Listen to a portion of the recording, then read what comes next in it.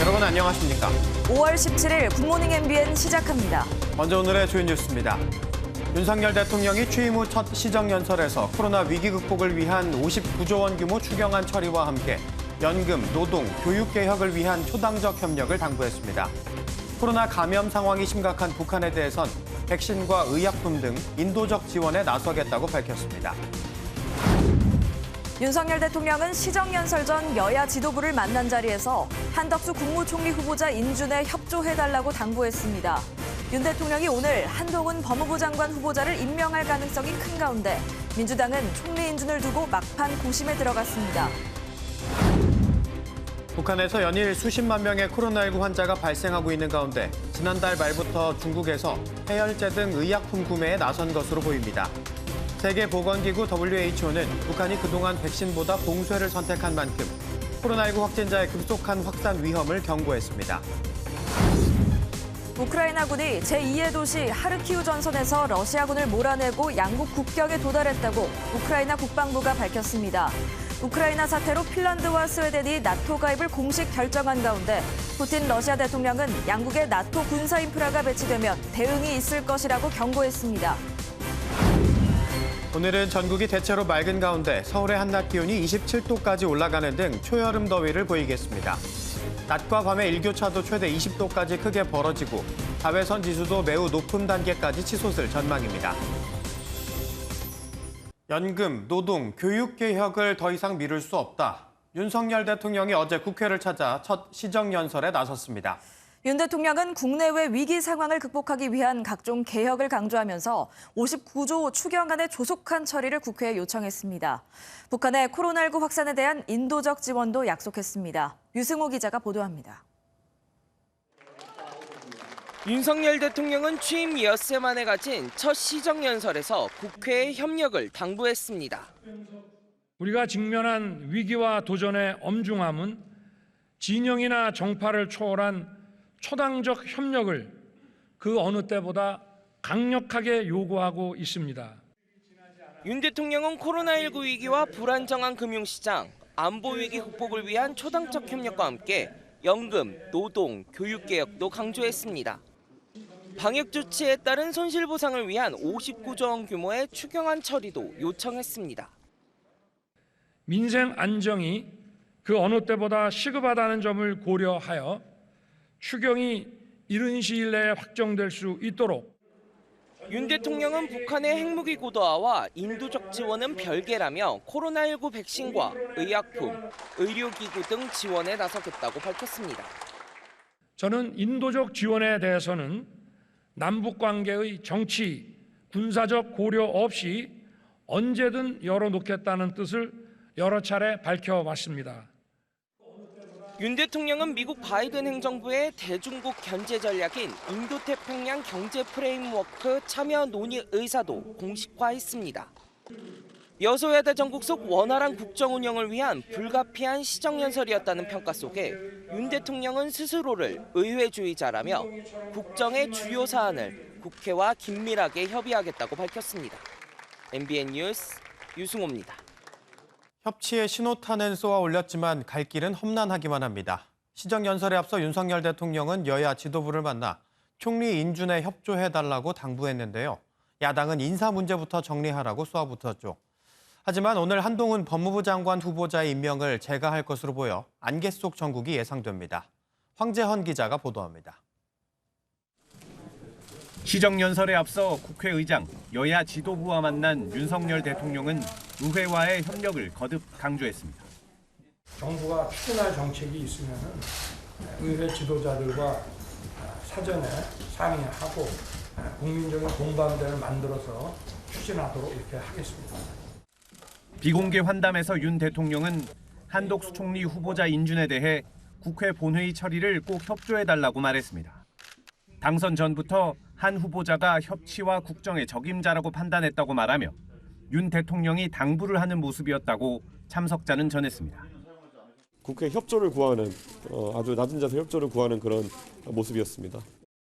박지원 민주당 비상대책위원장은 인사 문제부터 해결하라며 한동훈 법무부, 정호영 보건복지부 장관 후보자 인사부터 철회하라는 뜻을 우회에 전달했습니다. 하지만 윤 대통령이 청문 보고서 재송부 시한이 끝나는 한동훈 후보자를 오늘 임명할 가능성이 큰 상황에서 민주당 법사위원들은 강하게 반발하고 있습니다. 증거가 불충분해서 무혐의 처분 받은 것이고 그 과정에서 법기술자다운 상당히 노련한 여러 가지 작업들이 있었다는 것입니다.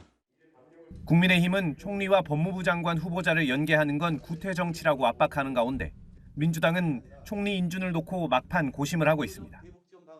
MBN 뉴스 황지연입니다. 북한의 어제 코로나19 신규 발열자는 약 27만 명으로 누적 발열자가 148만 명을 넘어섰습니다. 전날 39만여 명보다 다소 감소한 수치지만 사망자가 6명 늘며 누적 사망자는 56명을 기록했습니다. 북한은 김정은 북한 국무위원장의 지시에 따라 인민군이 평양 시내 모든 약국에 24시간 의약품 공급을 시작했다고 밝혔습니다. 이시열 기자가 보도합니다. 북한 관영 매체가 밝힌 북한 내 코로나19 발열 증상자는 어제까지 누적 148만여 명입니다. 하루 새 약 27만 명의 신규 발열자가 발생했고 사망자는 6명 늘어 누적 사망자는 56명으로 집계됐습니다. 연일 비상협의회를 열고 있는 김정은 북한 국무위원장은 마스크를 2장 겹쳐 쓰고 등장해 의약품이 주민에게 적시에 가지 않는다며 아무런 책임도 가책도 못 느끼냐고 간부들을 강하게 질타했습니다. 그 직접적 집행자들인 내각과 보건부문 일꾼들이 현 위기 상황에 대한 인식을 바로 가지지 못하고 인민에 대한 헌신적 복무 정신을 말로만 외우면서 발벗고 나서지 않고 있는 데 기인된다고 하십니다. 평양 시내 약국 시찰에 나서 24시간 약국 운영 체계가 제대로 되지 않는 점도 지적했습니다. 김 위원장의 지시 하루 만에 북한은 인민군이 평양 시내 모든 약국에 24시간 약품 공급을 시작했다고 밝혔습니다. 1990년대 고난행군기로 북한의 배급 시스템은 거의 마비가 됐고요. 의약품 같은 경우에도 병원에 있는 게 아니라 개인들이 장마당 시장 경제에서 개별적으로 구입해서 사용을 하는 현상들이 나타나고 있습니다. 백두혈통의 상비약을 내놓은 김 위원장이 약국을 시찰하는 등 애민 정신을 부각하면서 코로나 위기의 연일 정상국가 면모를 강조하는 모습입니다. MBN 뉴스 이시열입니다. 상황이 이렇다 보니 북한에선 며칠 전 민간요법에 이어 이번엔 각종 재택치료 지침을 소개했습니다. 격리는 닷새 동안 야생동물을 먹지 말고 가족들과 한 방에 잘 때는 서로 머리 방향을 다르게 하라는 내용 등이 담겼습니다. 이어서 강영호 기자입니다. 어제 오전 조선중앙TV에 방영된 코로나 방역 지침입니다. 확진됐던 주민들이 직접 재택치료 비법을 소개합니다. 민간요법이 제일 좋습니다. 소금물 함수, 무슨 수경기 피우기, 식초 소독.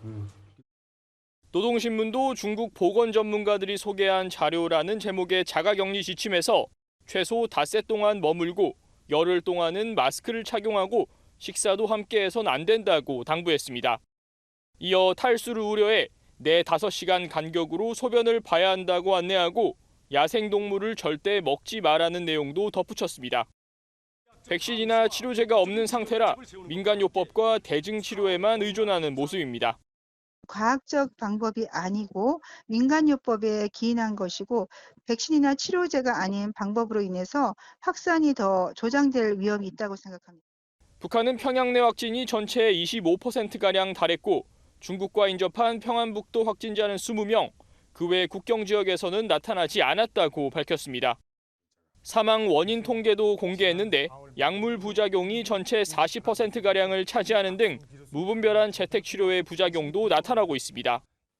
이런 상황에도 북한의 대외 선전 매체는 백신 공여 의사를 밝힌 윤석열 정부를 향한 불안과 우려의 목소리가 크다, 용산 이전에 막대한 열세를 탕진했다는 등의 비난 공세를 이어갔습니다. MBN 뉴스 강영호입니다. 사태가 심각해지면서 북한은 혈맹이라 할 수 있는 중국에 제일 먼저 손을 내밀었습니다. 코로나 방역에 필요한 물품 지원을 요청한 걸로 알려졌는데요. 대북 무역상들을 통해 의약품을 구매하는 정황도 나타났습니다. 박규원 기자가 보도합니다. 중국 SNS에 올라온 북중 접경지에서 본 북한의 풍경입니다. 본격적인 농사철임에도 마을엔 인적이 뚝 끊겨 적막감이 감돕니다. 大家好，这里是中朝边境，对面是朝鲜的村落，看看朝鲜的火车，绿皮大火车行驶过村庄。 상황이 심각해지자 북한은 결국 중국의 방역물자 지원을 요청했습니다. 우리나라와 유엔 등도 지원 의사를 나타냈지만 중국에 먼저 SOS를 보낸 겁니다. 중국 외교부는 북한의 요청 여부와 물자 지원 여부에 대해 중국과 북한은 위기 때 서로 돕는 전통이 있다는 원론적인 답변을 내놓았습니다. 中方愿同朝方加强抗疫合作，同时根据朝方的需求提供支持与帮助。 이런 가운데 북한 파견기관 관계자들이 대북 무역상들을 통해 의약품을 구매하고 있는 정황도 나타났습니다. 한 대북 무역상은 지난달 말부터 주문이 들어왔고 노동절인 이달 2일, 3일에도 독촉이 왔다며 오는 25일 북한 배에 선적해 남포로 보낼 예정이라고 전했습니다. 이에 따라 북한이 코로나19 감염 사실을 처음 공개한 12일 이전에도 감염 확산이 있었을 것이라는 추정도 나옵니다. 한편 박진 외교부 장관과 중국 왕이 외교부장은 어제 화상통화에서 인도적 지원 필요성 등의 문제에 대해 의견을 교환하고 지속 협의해 나가겠다고 밝혔습니다. MBN 뉴스 박규원입니다. 세계보건기구 WHO가 북한이 아직 코로나19 백신 접종을 시작하지 않았다는 점을 근거로 코로나19가 급속하게 확산할 위험이 있다며 우려를 표했습니다. 부남 캐트라팔싱 WHO 동남아시아 지역사무소장은 즉각적이고 적절한 대책으로 대응하지 않으면 바이러스가 대중 사이에 빠르게 퍼질 위험이 있다고 진단했습니다. 이어 코로나19 확산과 관련해 북한으로부터 정보를 여전히 기다리고 있다며 WHO는 북한 정부에 지원을 제공할 준비가 돼 있다고 강조했습니다. 국내에선 코로나19 유행이 감소세를 이어가는 가운데 어제 오후 9시까지 전국 코로나19 신규 확진자 수는 33,948명으로 집계됐습니다. 전날 동시간대 집계치보다 2.6배 늘어났는데 주말에 줄었던 검사 건수가 급증해 확진자 수도 증가한 걸로 보입니다. 이 같은 확진자 규모를 고려하면 오늘 0시 기준으로 발표될 신규 확진자 수는 3만 명 중반대가 될 전망입니다. 6일 지방선거와 함께 치러지는 국회의원 보궐선거에 출마한 이재명 민주당 총괄선대위원장이 이준석 국민의힘 대표의 성상납 의혹을 겨냥했습니다. 이에 맞서 이준석 대표는 이재명 후보의 선거구인 인천을 찾아 민주당처럼 정치적 목적으로 이용하지 않는다고 강조했습니다. 노태현 기자입니다. 인천 계양을 국회의원 보궐선거에 출마한 이재명 더불어민주당 총괄선대위원장이 어제 저녁 송영길 민주당 서울시장 후보와 서울 홍대 거리를 찾았습니다. 이 선대위원장은 6일 지방선거에서의 지지를 호소하며 성상납 의혹으로 당 윤리위에 회부된 이준석 국민의힘 대표를 정조준했습니다. 성상납을 만약 민주당의 당대표가 받았으면 당이 해체됐을 것이라며 우리는 책임을 진다고 강조했습니다. 이에 앞서 한 언론 인터뷰에서는 국민의힘이 법 개정을 통해 국회의원 불체포 특권을 제한하겠다는 방침을 밝힌 데 대해 여당인 국민의힘이 당론으로 정해서 추진하면 100% 찬성한다고 밝혔습니다. 이어 적극적으로 지원하겠지만 자신이 아는 국민의힘은 절대로 당론으로 발의하지 않는다고 주장했습니다. 이준석 국민의힘 대표는 인천 계양을 거리 유세에 나서 이 선대위원장과 맞붙는 윤영선 후보에 힘을 실었습니다. 이 대표는 다른 당과 다르게 이곳을 정치적 목적으로 이용하는 일이 없도록 오로지 인천 전문가들과 함께 일자리, 사람, 미래 문제에 집중하겠다고 약속했습니다. 특히 계양의 교통망 강화를 언급하며 서울 강남까지 출퇴근 시간을 20-30분씩 단축시킬 수 있는 광역교통망이 확충돼야 한다고 강조했습니다. 그러면서 대선 때 공약했던 GTX의 부천 종합운동장 연결과 공항철도 변화 등을 제시하며 표심을 호소했습니다. MBN 뉴스 노태현입니다. 정의당에서 청년 정치인으로 활동했던 강민진 전 청년정의당 대표가 당내 인사로부터 성폭력을 당했다고 폭로했습니다. 강 전 대표는 지난해 11월 모 광역시 도당 위원장이 허벅지에 신체 접촉을 해 공식적으로 알렸으나 여영국 대표는 발설하지 말라고 했다고 밝혔습니다. 여 대표는 해당 위원장에게 경고하겠다고 했지만 정의당은 해당 위원장을 6일 지방선거 후보 중 하나로 공천한 것으로 전해졌습니다. 테라 루나 코인에 투자했다 손실을 본 사람은 20만 명에 달하는 것으로 추정됩니다. 최근엔 이 코인을 개발한 권도영 대표의 집을 누군가 찾아가는 일도 있었는데 어제 자진해서 경찰 조사를 받았습니다. 자신도 20억에서 30억 원 손해를 봤다며 권 대표가 사과해야 한다고 말했습니다. 이상엽 기자가 보도합니다. 지난 12일 서울 성동구 권도형 테라폼랩스 대표의 집에 누군가 찾아와 초인종을 누르고 달아났습니다. 권 대표 가족은 경찰에 신변 보호까지 요청했습니다. 권 대표 집을 찾아간 사람은 인터넷 방송을 하는 남성으로 어제 직접 경찰 조사를 받겠다며 경찰서를 찾았습니다. 저희가 일단 경찰 조사 먼저 성실히 받고 오겠습니다. 이 남성은 암호화폐 루나에 20억 원 넘게 투자했다며 권 대표가 투자자들에게 사죄하고 보상 계획을 밝혀야 한다고 말했습니다. 또 다른 투자자들 역시 피해를 호소하고 있지만 권 대표는 뚜렷한 피해 구제책을 내놓지 않고 있습니다. 투자자들 가운데는 한국판 일론 머스크로 불렸던 권 대표의 명성을 믿고 투자한 경우도 적지 않습니다. 미국 스탠퍼드 대학교에서 컴퓨터 공학을 전공한 권 대표는 2018년 회사를 창립해 가상화폐를 발행했습니다. 애플과 마이크로소프트 근무 경력이 있다는 소문이 났고 2019년 포브스지의 30세 이하 아시아 리더 30인에 선정되며 더욱 주목을 받았습니다. Price stable cryptocurrency that is pegged to several of the world's major fiat currencies, such as the USD, the Korean won, the CNY, the GBP, and most notably the IMF SDR. 한때 권 대표가 발행한 가상화폐의 시가총액이 수십조 원에 달할 것이란 말까지 나왔지만 지금은 의심과 의혹만 무성합니다. MBN 뉴스 이상엽입니다. 한국산 가상화폐 테라의 지원재단이 테라의 가치를 지키기 위해 보유 중인 비트코인 대부분을 팔았지만 폭락을 피할 수 없었다고 주장했습니다. 테라와 루나 코인을 만든 권도형 테라폼랩스 최고 경영자가 세운 루나 파운데이션 가드는 30억 달러, 우리 돈으로 약 3조 8,550억 원 이상의 보유 비트코인을 지난주 매각했다고 어제 밝혔습니다. 재단 측은 52,189개의 비트코인을 팔아 이 가운데 33,206개를 테라 가치를 방어하기 위해 사용했지만 역부족이었다고 설명했습니다. 그러면서 남은 비트코인 120억 원어치와 그 밖의 가상자산을 활용해 테라 사용자들에게 소액 보유자부터 우선 보상하는 방안을 논의 중이라고 전했습니다. 미국 뉴욕주 버펄로에서 총기를 난사한 범인이 다른 곳에서 흑인을 더 죽이려 했다는 증거가 나왔습니다. 이 총격범은 백인 우월주의자들의 음모론인 대전환론에 빠진 것으로 파악됐습니다. 워싱턴에서 최중락 특파원입니다. 총기를 난사해 흑인 10명을 숨지게 한 18살 페이튼 젠드런. 현지 경찰은 젠드런이 잡히지 않았으면 다른 마트에서도 사람들을 계속 쏘려 했다고 밝혔습니다. He had plans had he gotten out of here to continue his rampage and continue shooting people. He'd even spoken about possibly going to another store. 지난해 고등학교를 졸업한 젠드런은 범행 전날에는 3시간 반을 운전해 버펄로에 도착하고서 현장을 미리 답사한 것으로 조사됐습니다. 백인 우월주의자인 젠드런은 유색 인종에 대한 증오에서 이번 총격을 계획한 것으로 파악됐습니다.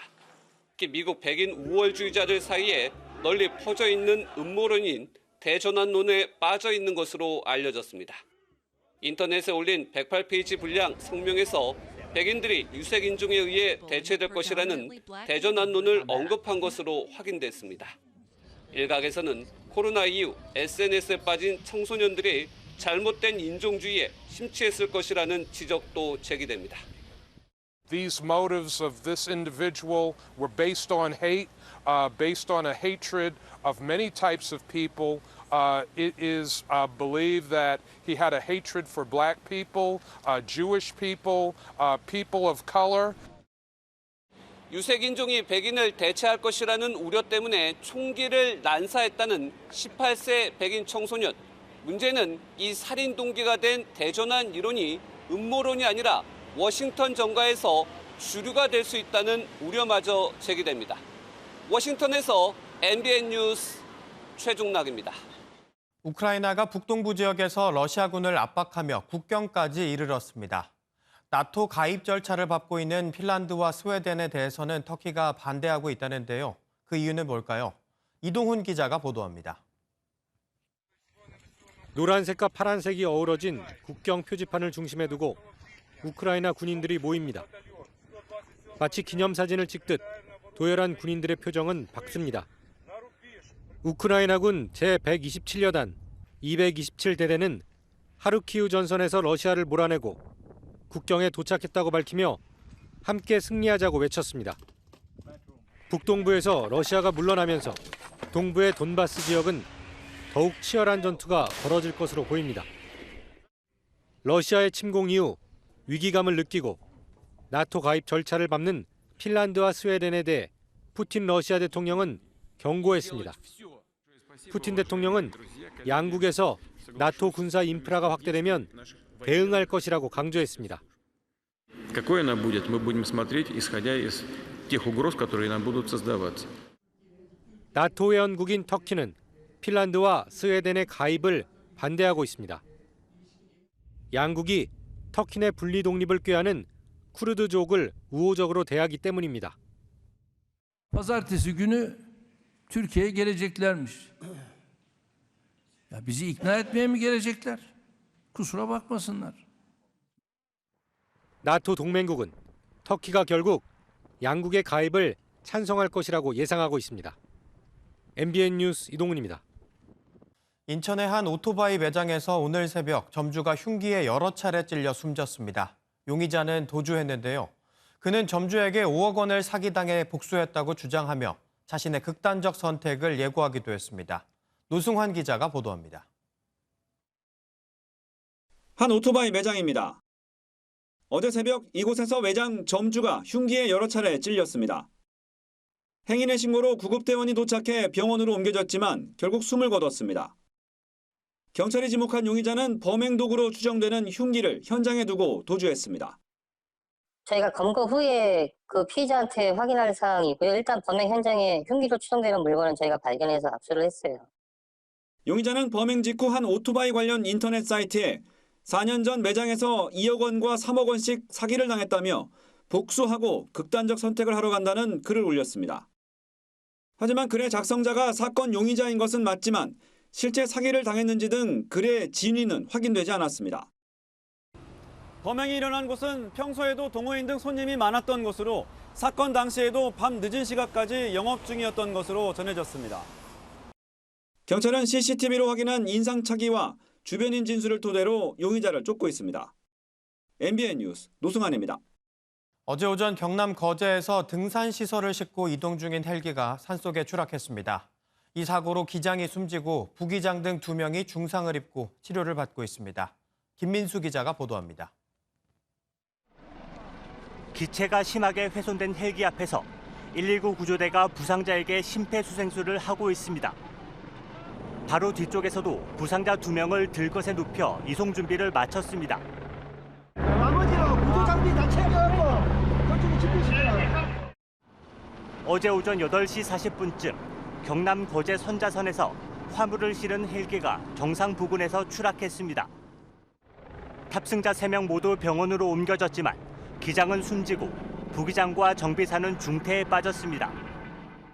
두 번째 이제 올라오다가 요짬치 와서 이 헬기가 계속 가강을 하더라고요.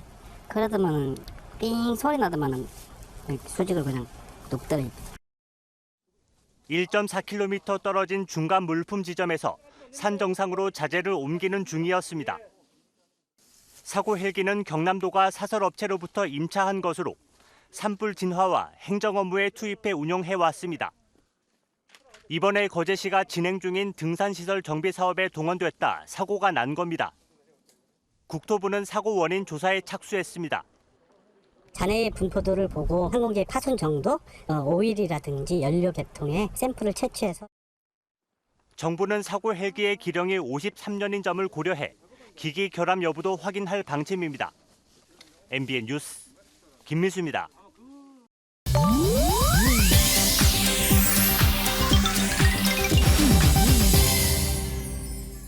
인터넷에선 어떤 소식들이 화제일까요? 인터넷 와글와글입니다. 음주 단속을 피하려고 경찰과 아찔한 추격전을 벌인 차량의 당시 영상이 공개돼 화제입니다. 지난 13일 경찰청 공식 SNS에 올라온 경찰차 블랙박스 영상인데요. 늦은 밤 왕복 2차선 좁은 도로에서 차량 한 대가 빠른 속도로 역주행하고 있습니다. 가만 보니 이 차량 역주행뿐만 아니라 후진으로 달리며 다른 차량들을 위협하는 상황. 음주 단속을 하던 경찰을 발견하고 우회하던 중 경찰의 정차 요구를 무시하고 이렇게 도망을 친 건데요. 추격전 끝에 차는 멈췄지만 운전자는 포기하지 않고 차를 버린 채 도주를 감행했습니다. 하지만 한 시민의 도움으로 결국 검거됐고 음주 측정 결과 면허 정지 수준이었다고 합니다. 음주운전도 모자라 역주행까지 하마터면 많은 이들을 위험에 빠뜨릴 뻔한 행동이었네요. 철의 여인으로 불리며 영국 보수당의 정신적 지주로 꼽혔던 마거릿 대처 전 총리의 동상이 계란 세례를 맞았습니다. 고향인 그랜섬에 최근 동상이 설치됐는데 한 시민이 계란을 던진 겁니다. 일부러 훼손을 막으려고 3m 높이의 주춧돌 위에 동상을 설치했지만 불과 2시간 만에 환영 대신 계란을 맞은 건데요. 대처 총리는 생전에 펼친 강단 있는 정책들로 인해 평가가 극과 극으로 나뉘다 보니 이런 일이 벌어진 것 같다고 합니다. 때문에 동상을 세우기까지도 여러 반발에 부딪혔다는데요. 동상 훼손 신고가 이미 몇 건 접수됐지만 아직 체포된 사람은 없다고 하네요. 미국에서 장애를 가지고 태어난 기린이 보조기 덕분에 걸을 수 있게 됐습니다. 비틀거리면서도 한 발 한 발 앞발을 내딛는 어린 기린 한 마리. 다리에는 보조기를 차고 있는데요. 선천적으로 다리가 굽은 채 태어나 치료를 받고 보조기를 만들어 재활 훈련을 하는 겁니다. 사람이 쓰는 의족을 만드는 업체를 통해 보조기를 특별 주문했다는데요. 사육사와 함께 한 달 동안 열심히 훈련을 했고 그 결과 지금은 보조기 없이도 여느 기린들처럼 뛰어놀 수 있게 됐다고 합니다. 장애를 딛고 나아가는 새끼 기린의 모습에 많은 누리꾼들이 감동을 받았다는데요. 앞으로 건강히 자랐으면 좋겠네요. 인터넷 와글와글이었습니다. 삼성전자 자회사의 최첨단 반도체 제조 장비가 중국으로 유출된 정황이 드러나 검찰이 수사에 나섰습니다. 수원지방검찰청은 어제 삼성전자 자회사인 세메스의 초임계 세정 장비를 중국으로 유출한 세메스 출신 직원 2명과 협력회사 관계자 등 4명을 부정경쟁방지법 위반 혐의로 구속 기소했다고 밝혔습니다. 세메스가 세계 최초로 개발한 초임계 세정 장비는 초미세 반도체의 불량률을 줄이는 핵심 기술로 세메스는 이 장비를 삼성전자에만 납품해왔습니다. 이제 주요 프랜차이즈 치킨은 단품 가격도 2만 원 아래가 없습니다. 동네마다 있는 마리당 10,000원 이하의 치킨집도 치솟은 원자재 가격 때문에 팔아야 남는 게 별로 없는 지경입니다. 박은채 기자입니다. 통닭을 튀기는 냄새가 식욕을 자극합니다. 동네에서 4,000원에서 5,000원에 사 먹을 수 있는 저렴한 통닭입니다. 튀김옷을 입히는 밀가루에 이어 튀김 기름도 가격이 치솟으면서 동네 치킨값도 꿈틀거린 조짐을 보이고 있습니다. 오르기 전에 한 38,000원, 4만 원이었는데 지금 한 7만 원, 한 1,2,000원씩 올리려고 생각을 하고 있어요. 그럼 문 닫아야 돼요. 주요 프랜차이즈는 일찌감치 가격을 올렸습니다. 한 프랜차이즈 대표는 마리당 3만 원이 돼야 한다고도 밝히기도 했습니다. 치킨업계의 가격 인상은 현재 진행형인데요. 일부 프랜차이즈 업체들은 이달부터 일부 메뉴의 가격을 2,000원씩 올렸습니다. 직장인들이 퇴근길에 3-3-5 모이는 호프집도 힘들기는 마찬가지입니다. 끼어 팔기를 좀 많이 하는 편이죠. 아무래도 서비스 품목이라면 감자튀김을 더 얹어준다든지 치킨에다가. 원자재 수급이 언제 정상화될지 장담하기는 어렵습니다. 작황이 그닥 좋지는 않았어요. 인도네시아 내에서도 조금 빨리 그 수출 재개가 다시 이루어질 수 있지 않을까 하는 가능성도 현지에서 나오고 있거든요. 이제는 통닭마저 부담 없이 사 먹기가 어려워지고 있습니다. MBN 뉴스 박은지입니다.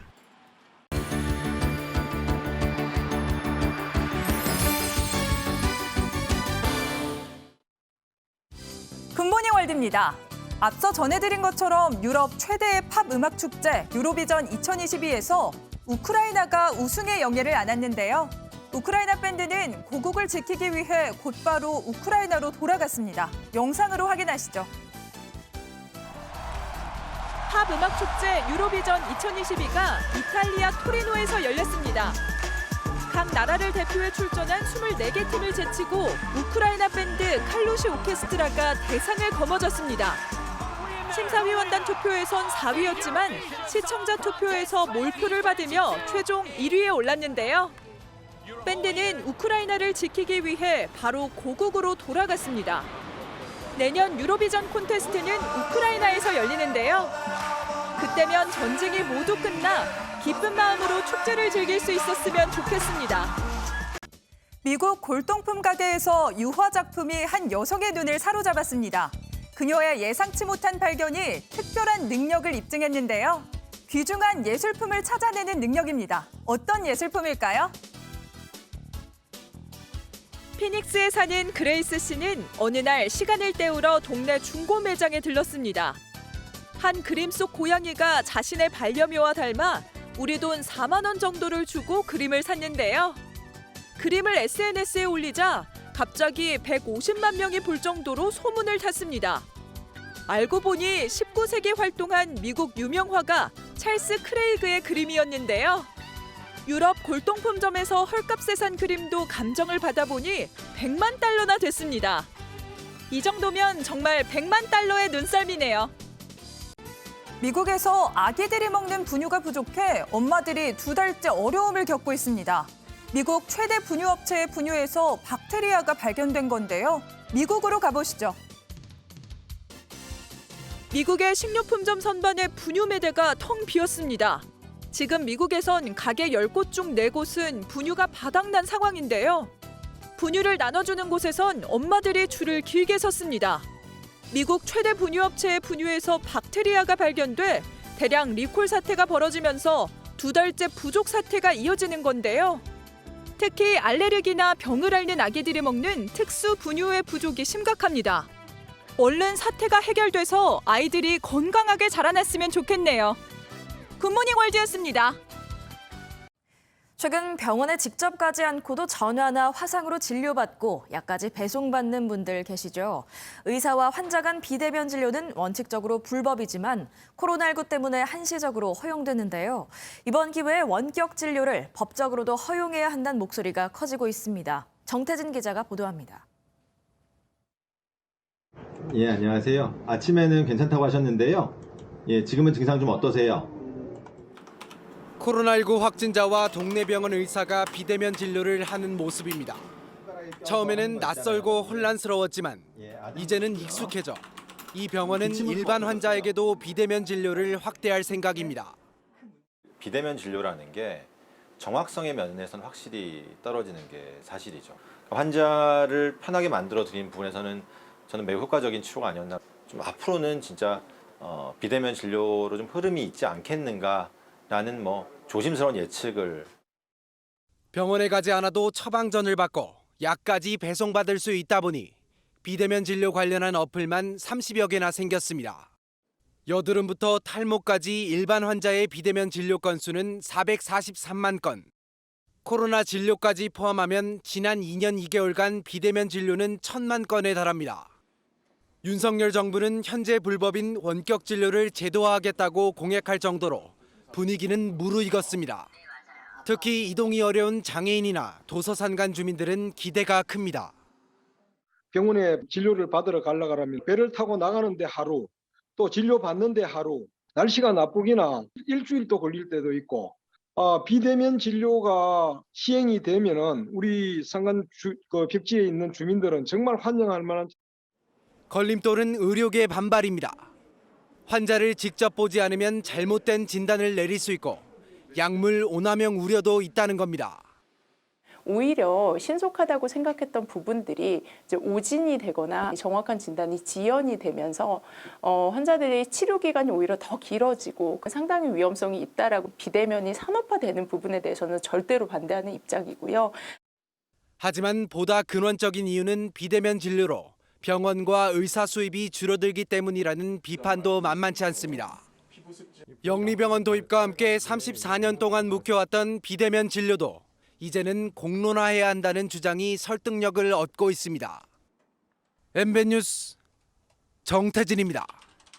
환갑을 넘긴 나이에 고등학교에 입학해 만학의 꿈을 이루는 학생이 있습니다. 심지어 다른 지역으로 전근을 간 은사를 찾아 전학까지 했다는데요. 60대 만학도가 포기하지 않고 학업을 이어갈 수 있었던 건 50대의 동생 같은 스승 덕분이었다고 합니다. 장진철 기자가 이들을 만나고 왔습니다.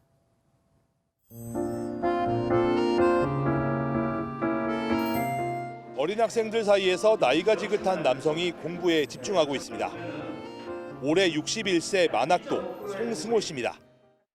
형님처럼 막 잘 챙겨주시고 저희 할머니랑 아마 연세가 비슷할 것 같습니다. 네. 송 씨는 40여 년 전 집안 형편 탓에 중학교를 그만둔 이후 배움에 대한 갈망은 한으로 남았습니다. 40대 중반에서야 검정고시로 중학교 졸업장을 받았습니다. 이어 59살의 나이로 강원도 삼척의 한 고등학교에 진학했지만 학교가 2년 만에 폐교하면서 학업을 중단할 위기에 처했습니다. 포기하지 않고 공부를 계속할 수 있게 해준 사람은 이미 다른 학교로 전근을 간 1학년 때 담임 선생님이었습니다. 안타까운 사정을 접한 은사는 제자의 열정에 감동해 본인이 근무하는 학교로 전학을 하게 도왔습니다.